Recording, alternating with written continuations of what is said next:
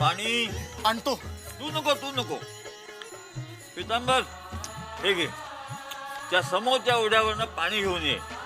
पण लक्षात ठेव, ओंजळीने पाणी भरू नकोस. आज्ञा असेल. महाराज, महाराज माझं काही चुकलं का? मला का नाही आज्ञा दिलीत?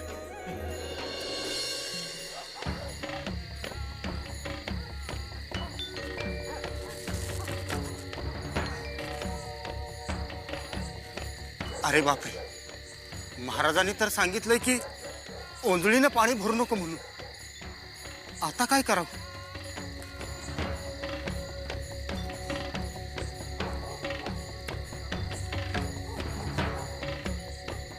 आणि हा तुंबा बुडेल एवढं ओढ्याला पाणी तरी कुठं आहे? काय करावं आता?